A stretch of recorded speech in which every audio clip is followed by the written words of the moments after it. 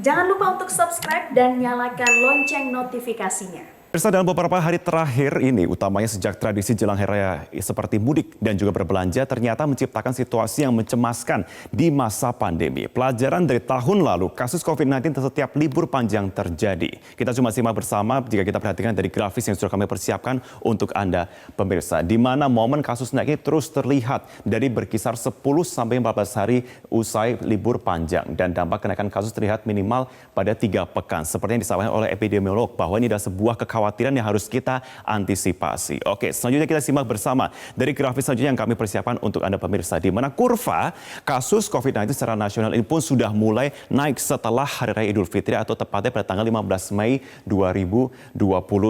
Kita coba simak bersama dari tanggal 15 Mei. Saya akan coba perlihatkan dari tanggal 15, kemudian naik ke tanggal 16 dan 17 Mei. Terjadi penaikan terus yang meskipun tidak terlalu signifikan, namun kita lihat bersama bahwa trennya pun mengalami peningkatan dari kasus ini, dan kita pun masih harus tetap melihat, mewaspadai juga seperti kata epidemiolog yang mengatakan bahwa 7 hari sampai ke 14 hari pasca aktivitas mudik ini adalah masa-masa krusial untuk melihat bagaimana persebaran dari COVID-19 terutama di Indonesia. Selanjutnya kita simak bersama untuk grafis selanjutnya pemirsa.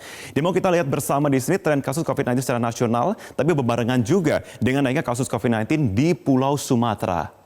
Cukup tinggi. Kita cuma simak bersama grafisnya di sini yang sudah kami perlihatkan. Di sini adalah 5 ataupun beberapa wilayah utama yang mengalami peningkatan cukup signifikan dalam beberapa pekan terakhir, seperti di Aceh, Riau, Sumatera Utara, Jambi, Sumatera Barat, Bangka Belitung. Dan beberapa lokasi lainnya pun yang juga ternyata menjadi concern utama di sini. Pertanyaan besarnya pemirsa, kenapa peningkatan kasus di Sumatera harus dikhawatirkan? Karena tentunya tercatat dari data Kemenkes ada sebanyak, kita simak datanya di sini, bukan 100.000, bukan 200.000, melainkan kita simak datanya 440.014 orang yang mudik atau bermigrasi dari Jawa menuju ke Sumatera, atau jumlah ini pun bisa dikatakan berkali-kali lipat dibandingkan dengan periode tahun lalu. Meningkatnya sangat tajam, sangat masif pergerakan dari Jawa menuju ke Sumatera.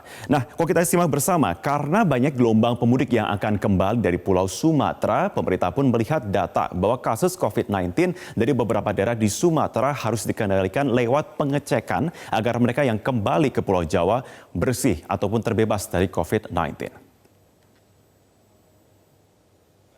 Pak Menkes, ada varian-varian baru di beberapa provinsi di Sumatera. Kemudian kalau kita lihat 15 provinsi kasus aktifnya meningkat, yaitu Aceh, Sumatera Utara, Sumatera Barat, Riau, Jambi, Bangka Belitung, DKI, Maluku, Banten, NTB, Maluku Utara, Kalimantan Tengah, Sulawesi Tengah, dan Sulawesi Selatan. Namun kalau kita lihat dibandingkan minggu pertama April, kasus mingguan di Pulau Sumatera ada tren meningkat. Kemudian khusus untuk yang dari Sumatera dilakukan mandatory check di Pelabuhan Bakahuni dan juga di tempat mereka berangkat.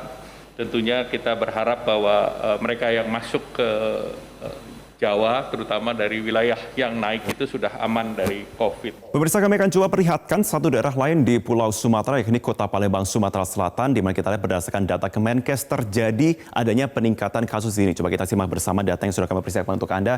Pemirsa, terhitung dari range waktu 12 Mei sampai dengan 16 Mei saja, kita lihat bentuk peningkatan kasusnya bertambah dari 127 meningkat 59, bertambah lagi 68, 31, dan 59. Berbagai faktor pun menjadi alasan kenapa kemudian Palembang ini bisa dikatakan menjadi salah satu wilayah dengan dampak yang cukup parah ataupun peningkatan kasus di sana. Selain memang adanya pergerakan orang mobilisasi menuju ke wilayah tersebut, juga kemudian kita lihat bersama ada fakta bahwa varian dari virus baik itu dari Afrika Selatan, India, dan Inggris sudah terlanjur menyebar di Indonesia. Faktor-faktor tersebut pun yang akhirnya menjadi penyebab kenapa kemudian meningkat ataupun angkanya pun bisa dikatakan meningkat di wilayah Palembang, Sumatera Selatan.